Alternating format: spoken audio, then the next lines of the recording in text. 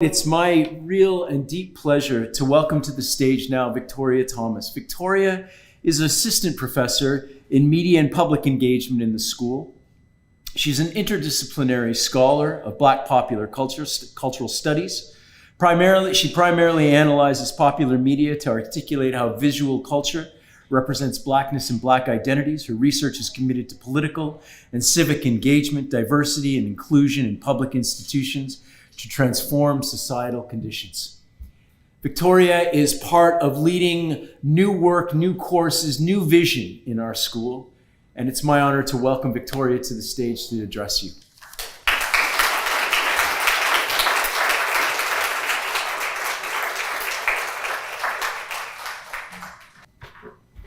Hi, everyone. Good evening. This is an interesting event to be at because it's the 50th anniversary of a school which I've only been since 2021.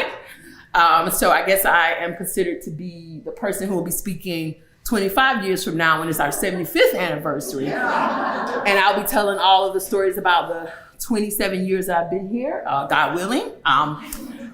So today I just kind of want to give a couple remarks about how I kind of arrived in the School of Communication, as well as thinking about our particular theme that we're carrying of communication as critique. So for me, having been here for 2 years in the School of Communication at Simon Fraser, I've really got to be a part of a really, really great community. And in particular for me, I interviewed for this job online during the pandemic, and I came to Canada for the first time when I got this job. So for me, I was really thinking about where is a place that I can go where not only will my research be heard and be seen, but also a place where people are looking to kind of push the boundaries and to really think about, as we said, this idea of communication as critique. So in particular for me, when I think about how I teach and how I think through this, one of the very first things that I get my students to really think about is how to suspend their first judgment. I think that is the key to critique. Whatever that first judgment you have about any particular situation, throw it in the garbage and really think through what could be your next particular judgment, right? And so I think critique in particular is really about moving beyond what are my first assumptions, what are the first things I think of, and how can I push us to a new level. And so particular for me, there's a particular book that speaks a lot about my work and what I do. And the name of this book is All the Women Are White, All the Blacks Are Men, but Some of Us Are Brave. And so in particular, communication as critique is about being brave. And it's about really being okay with moving somewhere new, even if it's somewhere you've never been. And in particular, if I think about what Dr. Joy Johnson was talking about, this idea that we started somewhere and now we're here, right? And the ways in which the world moves, the ways in which communication moves, it's kind of up to us to always be brave in these particular communication moments, in these particular historical moments of what it means to critique and kind of push us to a new society.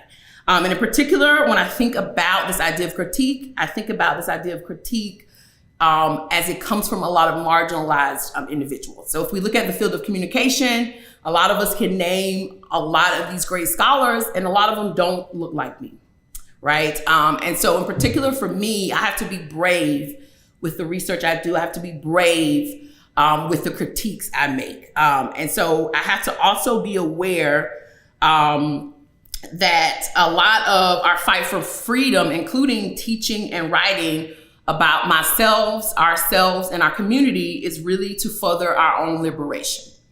And so if we think about the School of Communication, we can really think about the ways in which we have created a lot of writings, a lot of research about liberation, and not just liberation for one group, but liberation for all groups. And so a lot of my research in particular looks at the ways in which Black trans people are able to critique a particular society that has never accepted them, and they're able to survive and to continue to move forward.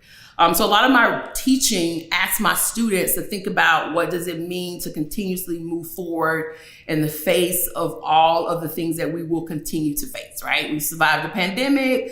We are currently in war times in Ukraine and Israel and Hamas. We're also still fighting a lot of truth and reconciliation here in Canada.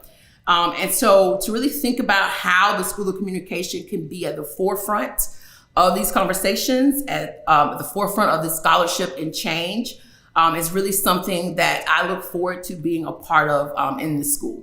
And I know I don't know a lot of alumni. I had one alumni here who did graduate just recently. So it's nice to see some of the newer alumni as well as the older alumni who are able to kind of see the changes or to able to think through where our school is going and where our school could go.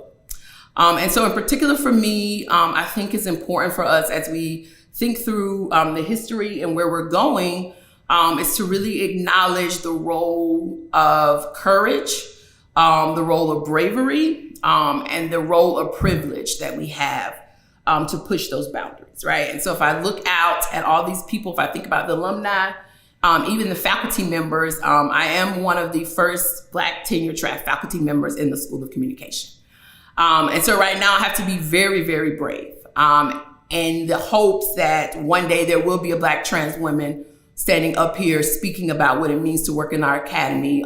One day we will have more and more marginalized people who are changing not only the ways we see communication, but the ways we see each other.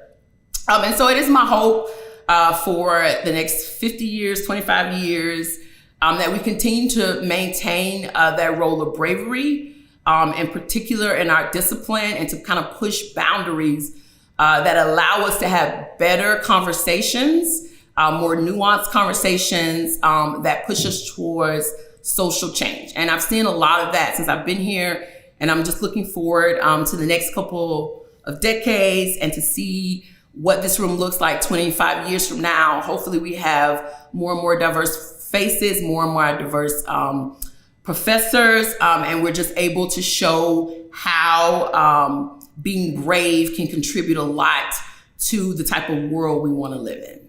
Thank you.